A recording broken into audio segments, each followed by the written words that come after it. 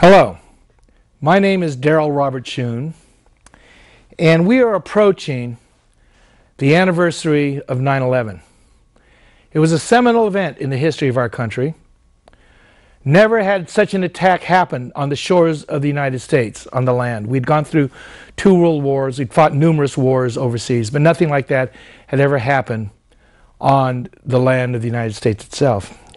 It was an extraordinary event which we have not forgotten, but deep questions remain about what actually happened that day. And I want to read you something that the Wall Street Journal had written about some financial numbers that had happened shortly after 9/11. This is the Wall Street Journal. There is every reason to believe activities in the Bank of New York in the aftermath of September 11th are worthy of suspicion. At one point during the week after September 11th, the Bank of New York publicly reported to be overdue on $100 billion in payments. Now I want to show you a graph. This is from the Federal Reserve. All right, this is a Fed graph. Fedwire funds transfer value and volume and aggregate opening balances with the Federal Reserve from September 10th through the 21st. Now you'll see the balance in billions of dollars of September 10th was $13 billion. $13 billion on the 11th, the day of the attack. On the 12th, it went up to 44. The next day, it went up to 104 billion. Next day, 121, 111, before dropping back down to 46 billion, which was, so we have basically 5 days, and then back down to 19, 15, and 13 before it goes back to normal. What we have here are essentially 5 days of distorted balances. Now, about these imbalances, note at the which the Fed wire funds chart shows us, the Wall Street Journal noted that they were excuse me, concentrated at the Bank of New York. Well, the Bank of New York. What people don't know is the owner of the Bank of New York at the time was a man named Bruce Rappaport. 2 years before, the Bank of New York had been the subject of an extraordinary global investigation into money laundering. All right? Now, money laundering is a serious offense. Right, last month, Standard Chartered Bank of London paid out $340 million in fines to quickly get out of allegations that they had been engaged in money laundering for Iran. Right now, Deutsche Bank and HSBC are also under investigation for money laundering. HSBC, Hong Kong Shanghai Banking Corporation, the largest bank in the world, set aside $2 billion in funds that may have to be paid out over these allegations. These are not insignificant. Well, in 1999, the Bank of New York was also the object of a very wide-ranging investigation into money laundering. People pled guilty. Hundreds of millions of dollars were involved. This was no small case. And nobody went to jail. Nobody went to jail, except a low-level clerk who had paid out some money. I think she did 4 to 6 months. But none of the principals, none of the people who admitted guilt. Oh, and they said, oh, well, we didn't know what we were sorry, blah, blah, blah, and it was swept over. How could this bank, the Bank of New York, get away with something that Deutsche Bank, Standard Chartered, and HSBC can't get away with? Well, there's something about the Bank of New York. It was started by the Dallas brothers, the Dulles brothers, and Alan Dulles and his other brother, who have a very deep history in American foreign policy. Alan Dulles, when he was removed as the from his position at the CIA by President John F. Kennedy, turned to John F. Kennedy after Kennedy ordered him removed from his position at the CIA and looked at him and said, "Do you know who I am?" Months later, Kennedy was dead. There was a whitewash on the investigation. Americans now, majority of Americans have believed for years that they've never been told the real truth. And it sounds vaguely familiar.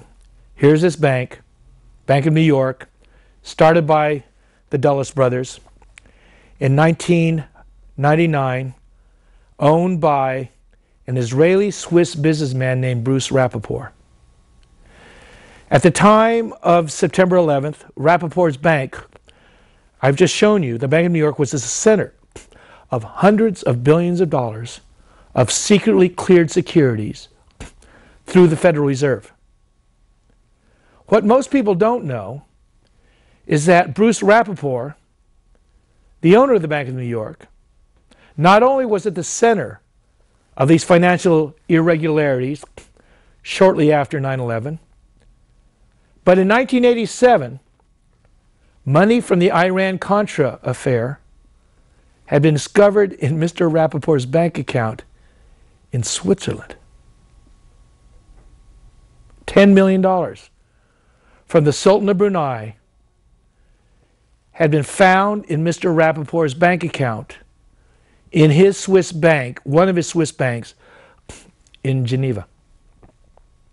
Mr. Rappaport's influence was so widespread even then in 1987 that the Swiss government said, United Bank of Switzerland in addition said that we can't confirm that this money was in Mr. Rappaport's account, even though early reports said it was. We can't confirm any of this, which gave Mr. Rappaport cover when he testified under oath investigating into a committee investigating Iran-Contra and the bank called the BCCI, the Bank of Commerce Credit International, a bank shut down in 1991, a $20 billion bank, international bank, because of egregious violations of money laundering, narcotics fronting for the Medellin cartel, and innumerous dealings with the CIA.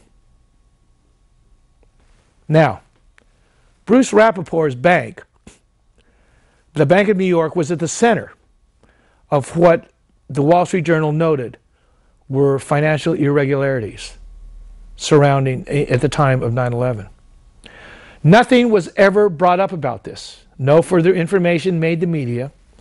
And it's sort of like the report that surfaced soon after 9/11 that thousands of dollars of put options had been bought on American Airlines and United Airlines, the two airlines that were involved in 9/11, in the weeks before 9/11 happened. Now, put options are a bet that the stocks are going to fall in value. Research showed that the number of put options bought were extraordinarily out of the ordinary.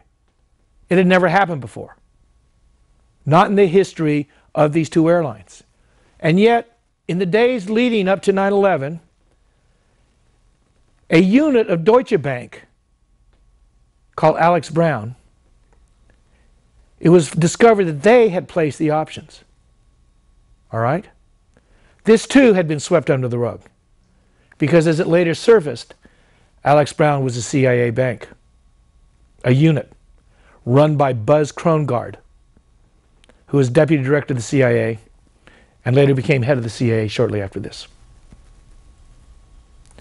The allegations that the Wall Street Journal raised about Bruce Rappaport went nowhere.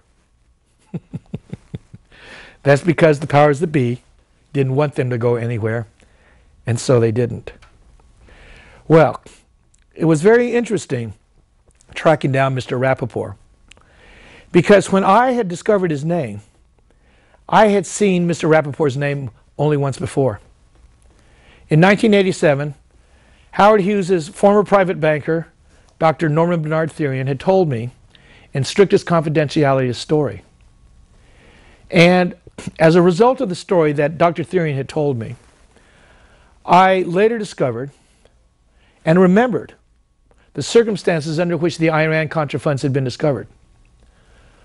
I am sure that most people, when they read in the newspapers in 1987 that they had finally found the Iran-Contra funds in a secret CIA Swiss bank account under the control of a Swiss-Israeli businessman named Bruce Rappaport. They didn't say he owned the bank. They didn't say what relationship he had with these banks. They didn't even say the name of the bank. They did say his name, Bruce Rappaport. And I remembered it. I didn't remember it because of Iran-Contra. I remembered it because of the story Dr. Norman Bernard Therian had told me. In the early 80s, Norman Therian told me that he had been approached by a company who was headed by General Robert E. Cushman, former Deputy Director of the CIA, former Commandant of the United States Marine Corps, and in the top echelons of the Reagan White House, National Security Commission, had put together a little company called Transglobal Productions, ostensibly a movie production company. They had approached Norman to ask the Saudis for a $500 million contribution to a fund to help the Afghan Mujahideen, the rebels who were fighting against Russian oppression at the time. Norman did so. He raised the $500 million. Eventually he was cut out of the deal by Robert Cushman because he had objected to using Saudi money to buy captured Israeli arms, the arms that Israelis had captured from Syria, which were then sold to the Afghan resistance at a much higher price. Norman objected to this. He was kicked out of the deal. He never got his $10 million fee, the 2% fee of the $500 million he had raised. And Norman told me the story. And so when I'm reading the newspaper in 1987 and found out that they had discovered the Iran-Contra money in the bank account of a certain Bruce Rappaport, and in that same bank account was $500 million of a fund meant for the Afghan resistance composed of U.S. and Saudi money, I never forgot that article or that name. That's why when I read that the Bank of New York was at the center of financial irregularities in 2001, and found out later that Bruce Rappaport owned that bank, I looked at this information with a more focused interest than I had before. I'm going to show you something here next. This is the next exhibit. This is from the report to the Committee on Foreign Relations on called the BCCI affair. That's the Bank of Credit and Commerce International that I'd referred to earlier. The names are, this is to the Committee on Foreign Relations. This is a Senate committee, all right, Senate committee. The names on this section are Bruce Rappaport, Alfred Hartman, and BCCI. Before I began looking into this, I had never heard the name Alfred Hartman before. I had heard of BCCI. BCCI had a notorious background. In the early, late 70s, it was associated first with Bert Lance, who was associated with President Jimmy Carter. Bert Lance had a bank in Atlanta and eventually got in trouble because of his dealings with this group of people. And eventually the same group of people actually got a charter. They were turned down to have a bank charter in the United States. They were Middle Eastern, wealthy people from the Middle East. The titular head of the BCCI was one of the former heads, I think, of Pakistani intelligence. So you had a very rich mixture of exotic individuals involved with this bank that was going to become known as BCCI, the bank of choice for drug smugglers, eventually the Medellin cartel, the CIA, and all sorts of nefarious people who wanted to keep their money dealings away from the secret. It was run like a private piggy bank by the dark side. And so I knew about the BCCI. I knew that the BCCI had been forced to be shut down, I think in 1991. It was the seventh largest private bank in the world at the time, but it was so dirty. The British gave in, closed the BCCI over CIA objections.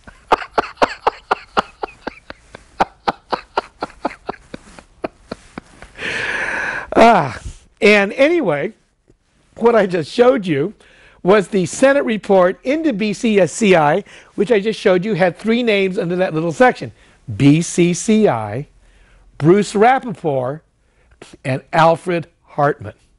Now, like I said, before I started looking at the provenance of Bruce Rappaport closely, I had never seen the name Alfred Hartman. All right? Now, in my book here, which is Light in a Dark Place, I go into this story about who Dr. Hartman is, how I found him, and I had found out about a very secret organization poking around on the web called the 1001 Club. And it was started by Prince Bernhard, who some of you may be familiar with, the Bilderbergers. Rather notorious organization, semi-secret, not really secret. They don't like people knowing what they're doing, but they are well known. The person who started this organization started another organization a few years later, really secret. Go up on the web, you can find very, very little about it. It's called the 1001 Club. All right, and if you look at who's in this 1001 Club, they appear to be the people for whom the Bilderbergers work. Right. These are the world's really wealthy, the really elite. The Rothschilds, several Rothschilds, are part of this group.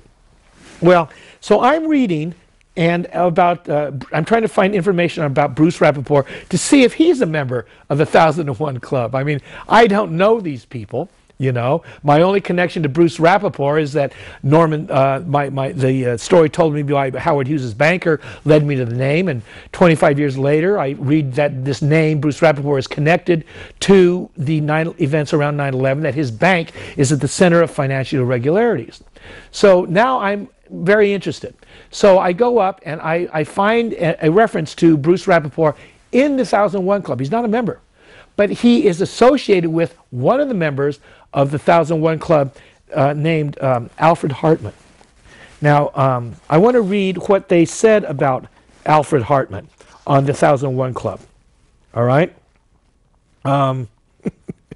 It's rather stunning. This was found in a book by two scholars, David Whitby and Alan A. Block. And if you go up and do some research on covert activities, these two individuals have done some of the most in-depth work on it. And their book is called The Organized Criminal Activities of the Bank of Credit and Commerce, BCCI, which was the subject of the Senate investigation also on BCCI, who had brought up both Bruce Rappaport and Alfred Hartman. Okay, this is what the book by David Whitby and Alan Block has to say about the good Dr. Hartman. It's a footnote. Dr. Alfred Hartman, Director of Swiss Military Intelligence, former General Manager of Union Bank of Switzerland, and later Chairman of Hoffmann La Roche. Hartman resigned from La Roche following a price-fixing scandal involving the European Community. He's also the main board director of the Rothschild Family Banking Holding Companies, and also general manager of Rothschild AZ Zurich. That's the Rothschild Bank in Switzerland.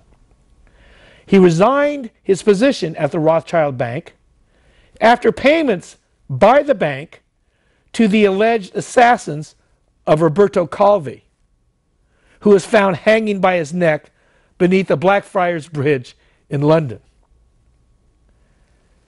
Dr. Hartman was also the director of Inter Maritime Bank, owned by Bruce Rappaport. The Royal Bank of Scotland in Switzerland.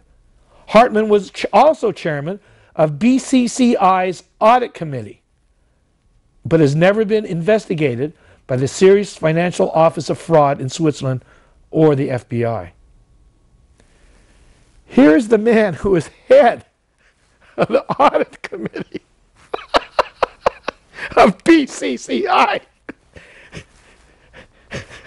And he was never asked a question by the Serious Financial Fraud Office of Switzerland or the FBI. Now, in 1991, there was an article in Time magazine on BCCI, and it was titled, "The Dirtiest Bank of All." The Bank of Commerce and Credit International, July 29th, 1991. And Time magazine started their article with this quote, "I could tell you what you want to know." This is written by the person who's writing the article for Time magazine. "I could tell you what you want to know, but I must worry about my wife and family. They could be killed."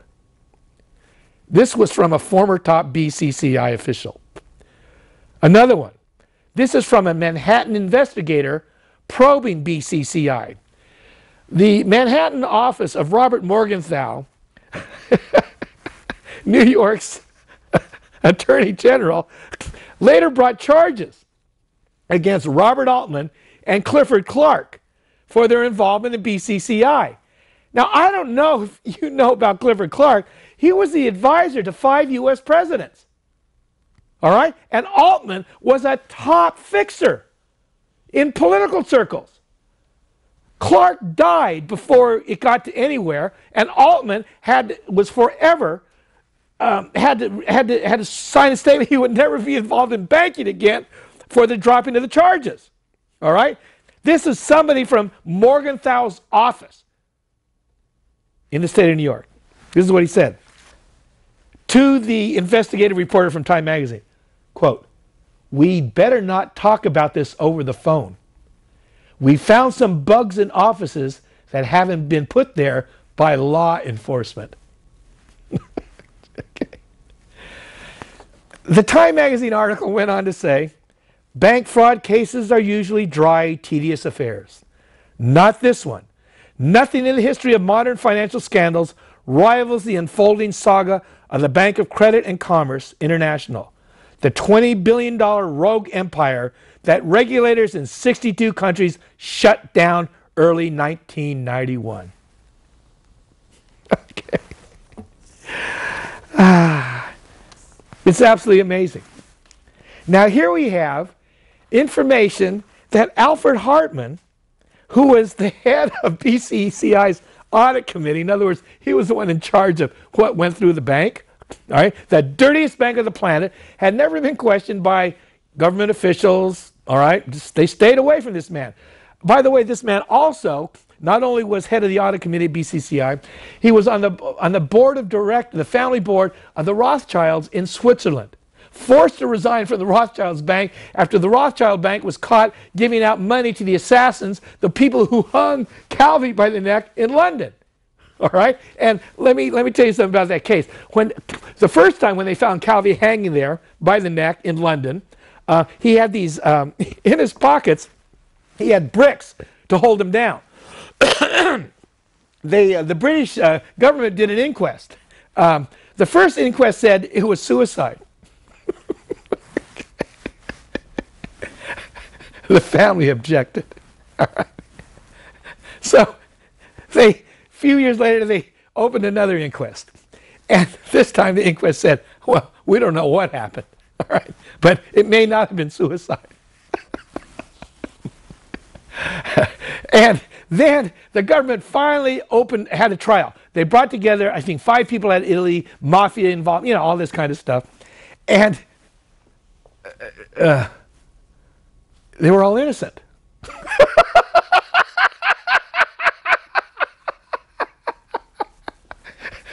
We should be so lucky. And I've been talking about 9/11. Let's just draw the thread back again where I began on this subject with the reporting of the Wall Street Journal that there were financial irregularities in the aftermath of 9/11 centered on the Bank of New York. I showed you a graph of where the day after 9/11, on September 12th, there was the balances at the Federal Reserve, they showed there were 3 times the usual amount of imbalances. On the next day, they had shot up to far beyond that. Instead of the usual 14 to 15 billion dollar balances, they were now over 100 billion. The next 2 days, they stayed over 100 billion. They dropped down on the fifth day to around 46 billion, and then finally dropped back down to normal. The Wall Street Journal article had noted that these balances had been concentrated at the Bank of New York, and they were highly suspicious. I then went and brought up information that the owner of the Bank of New York, Bruce Rappaport, had been involved in, his bank had been the center of a money laundering investigation in 1999 by the FBI. It was, people pled guilty, nobody went to jail. And it was swept under the rug. Huge money laundering investigation that when you see what's happening now to Standard Bank of London, Deutsche Bank, HSBC, HSBC, as I said before, is setting aside $2 billion. Bank of New York skated. Well, who was this man? Bruce Rappaport, whose bank was at the center of these questionable financial transactions shortly after 9/11, who basically skated on the money laundering investigations in 1999. He also happened to be the gentleman in 1987 where the $10 million from the Iran-Contra affair had been found deposited in his bank account, a secret Swiss CIA bank account in 1987. All right? Then we went and we showed where Bruce Rappaport was associated with a very interesting person named Dr. Alfred Hartman. All right? Dr. Alfred Hartman was on the board of directors of the Rothschilds Bank in Zurich, in Geneva, had been forced to resign earlier from his chairmanship. He was CEO of Hoffmann La Roche, that very large pharmaceutical company in Europe, for price fixing. He was forced again to resign from the board of the Rothschilds Bank when it was found out that he was complicit in the payment of funds to those who were later charged with the murder of banker Roberto Calvi in London. Everybody skated on that one too. All right, it's amazing. It's amazing who these people are, and we touched upon that. Not only was Hartman like the connection between the CIA and the Rothschilds group themselves, that Rappaport himself was on the board of directors of the Rothschilds Bank in London. A little bit more about BCCI, of which Hartman was the head of the audit committee, the dirtiest bank in the world, as noted by Time magazine, after they were shut down by the British bank, and the Americans didn't want to shut them down. The CIA had a lot of going on with the BCCI, but they were in fact shut down. There's more information on Dr. Hartman here at David Guyat's website, Deep Black Lies. It's a fascinating website for those who are not familiar with it. David is a former banker who spends a lot of his time working on issues such as those landmines that are left around the world. He's a person of great heart, great courage, and he's done a lot of work in unearthing the secrets of what we could call the dark forces have been busy doing. And that's why he calls his website Deep Black Lies.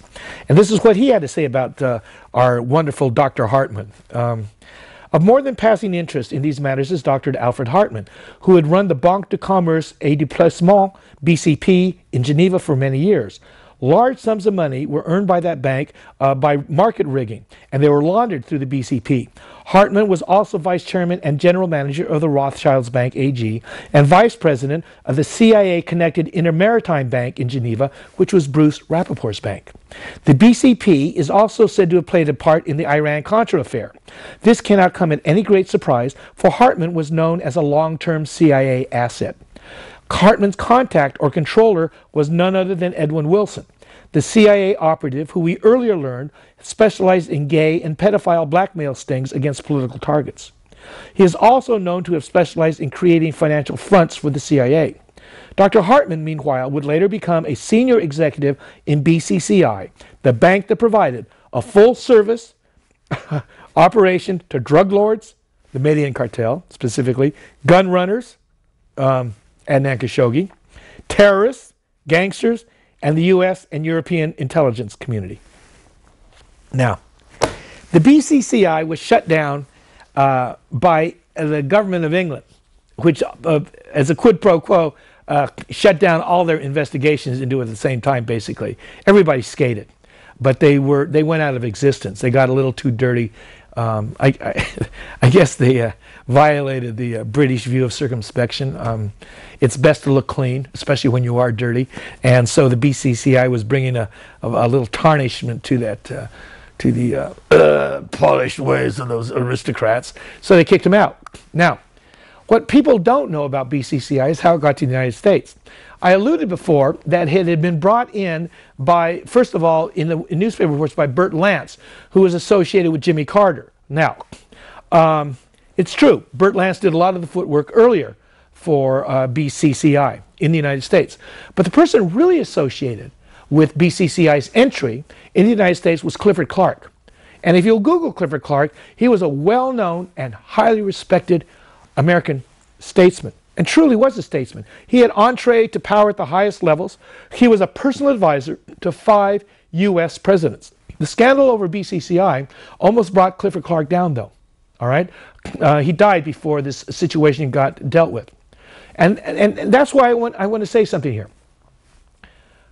We usually paint government, banks, everything with a broad brush. Israel. You know, whoever the person is, Mexican immigrants, yeah, with a broad brush. Life isn't like that. As negative attitudes as you may have about the CIA, what it's done or what it's doing, the CIA is not filled with a bunch of crooks. Some of them are, clearly. All organizations are filled with different kinds of people. Different kinds of people with different agendas. They're there for different reasons. All right?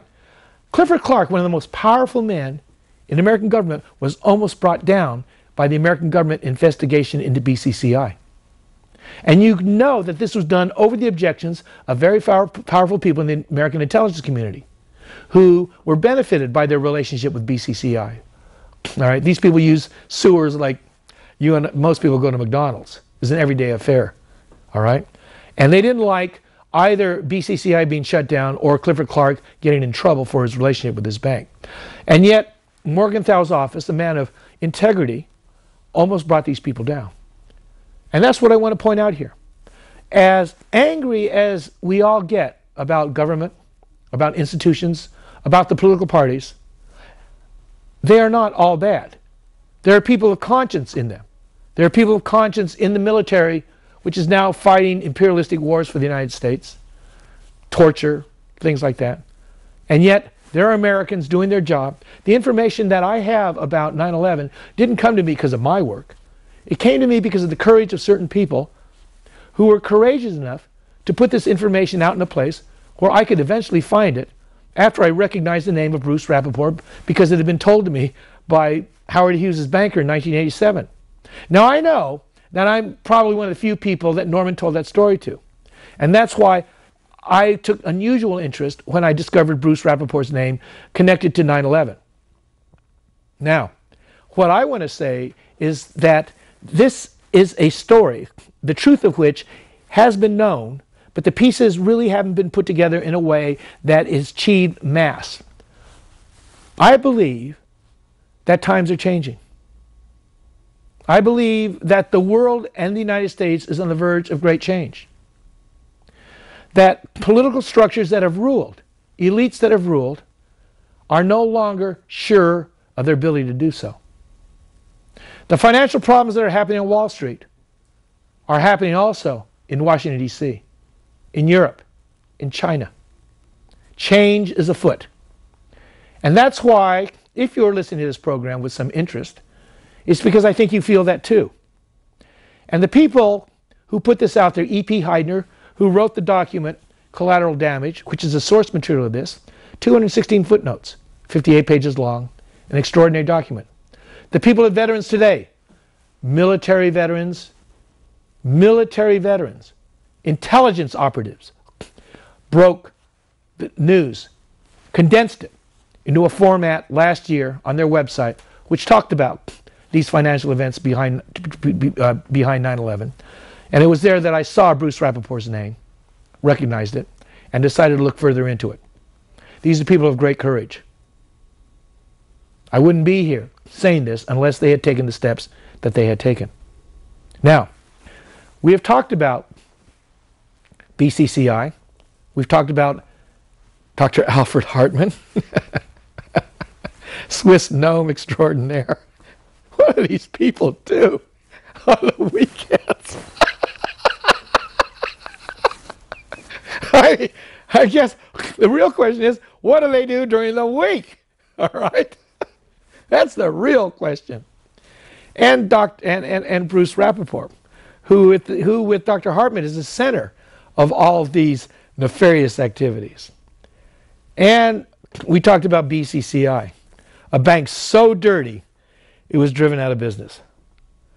And the story of how BCCI came to the United States is real interesting. Real interesting.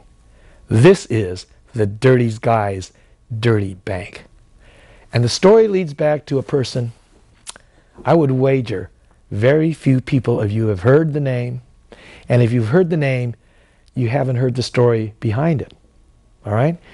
For you, those from the South, you may know about this man, Jackson Stephens. Jackson Stephens, he looks like that name. Good-looking guy.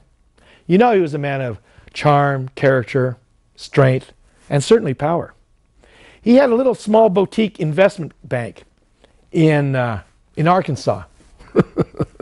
You know, Arkansas is not a major commercial center in the South in the United States. And yet Jackson Stephens Bank was the one that brought Walmart public. All right? It brought Walmart public. A small boutique bank in the South brought today's largest retailer public. Not a Wall Street bank, not Lehman's, not Bear Stearns, not Goldman Sachs, not JP Morgan, not Citigroup.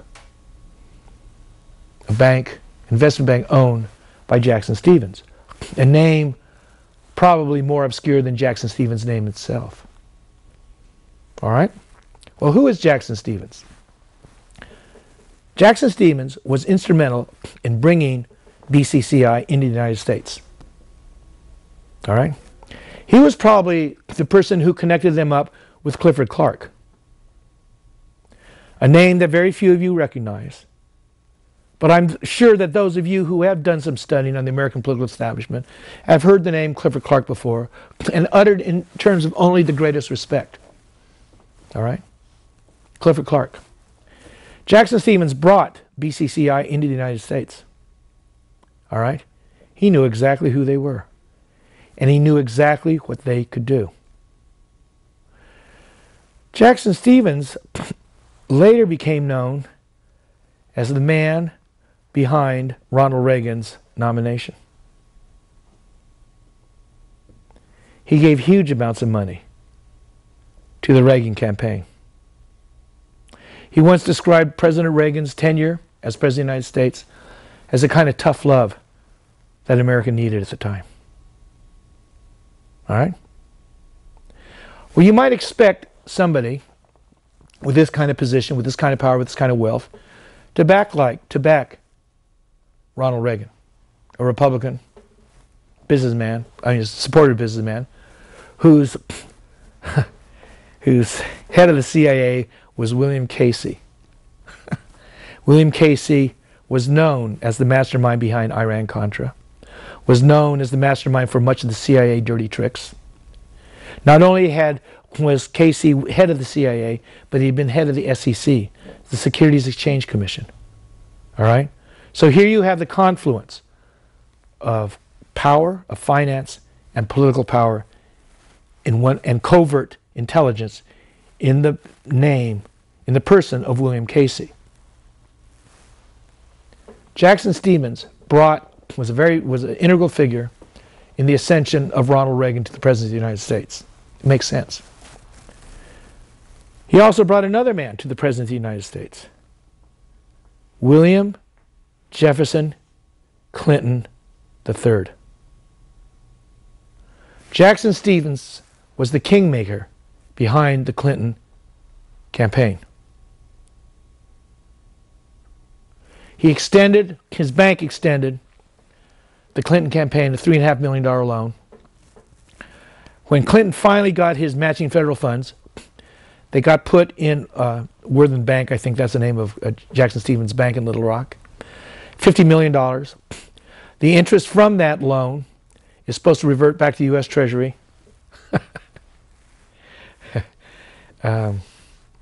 Jackson Stevens or whoever worked for him made that an interest-free loan.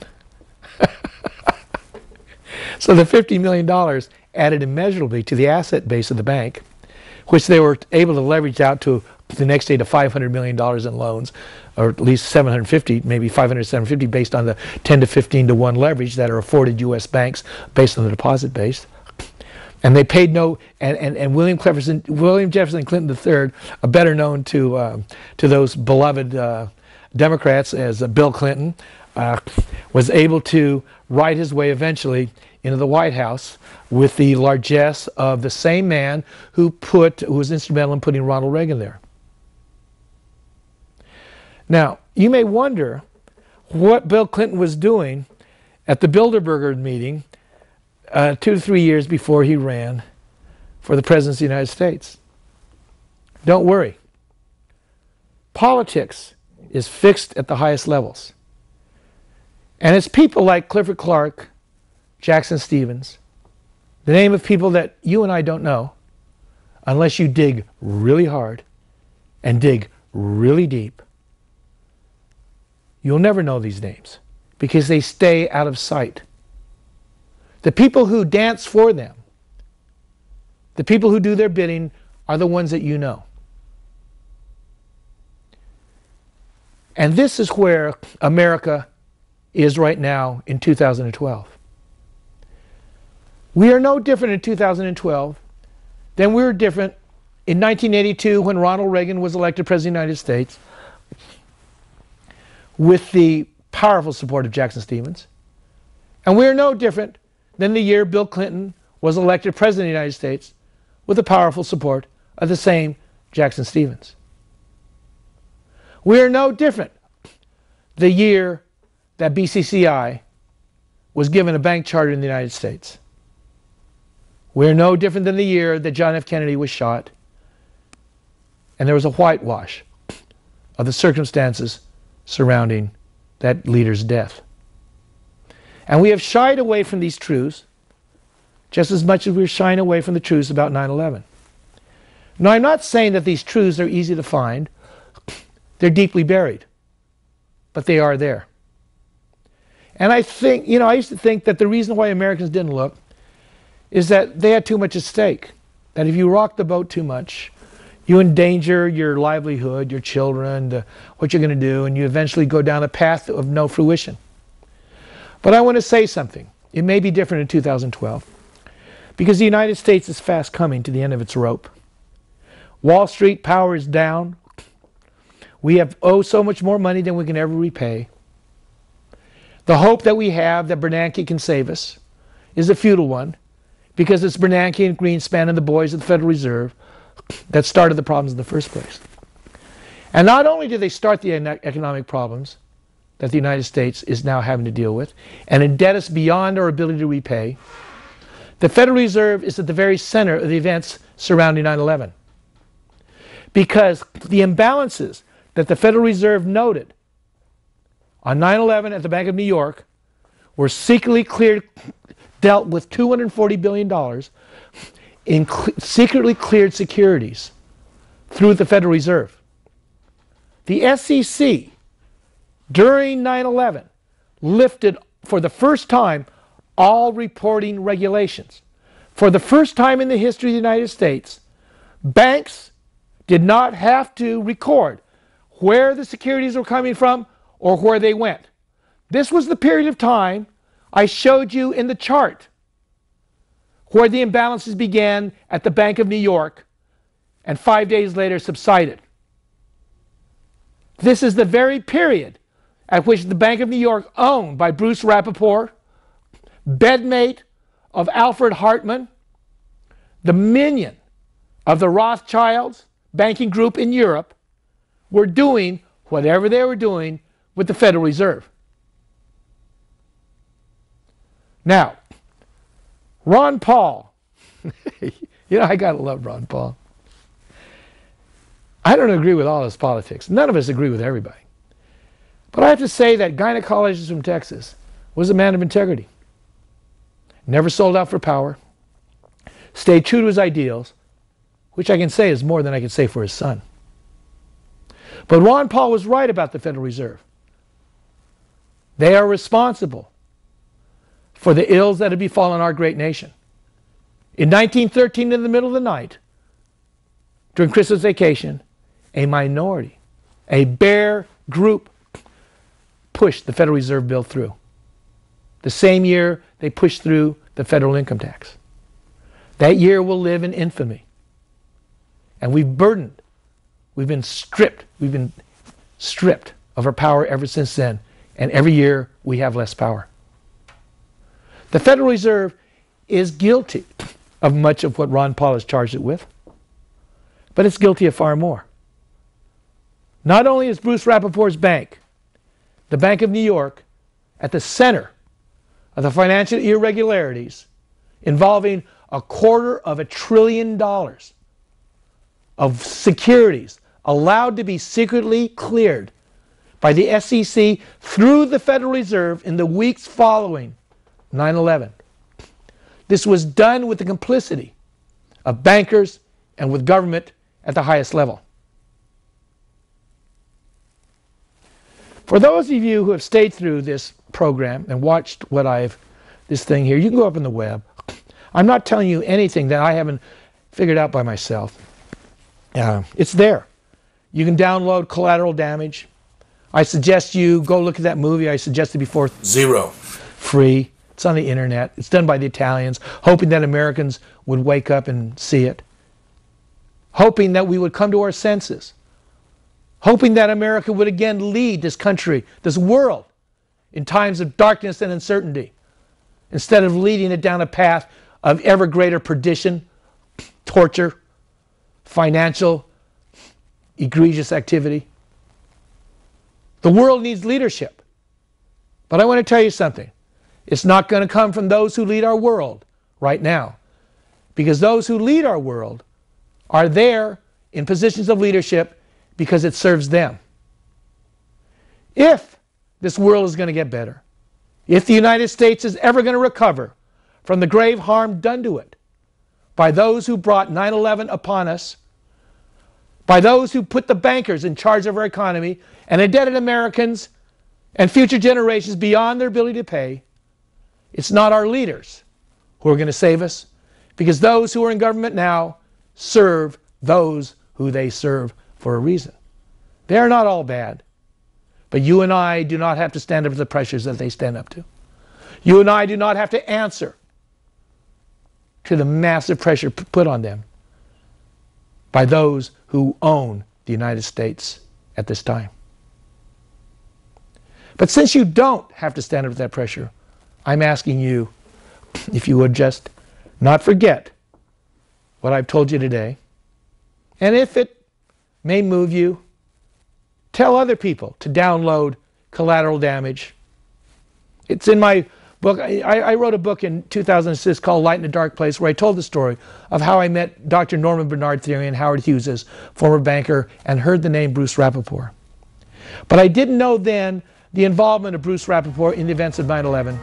They're in the second edition of my book, Light in a Dark Place. You can buy that. Or you can go on my website, www.drshun. But I want you to look. And what you do after that is up to you.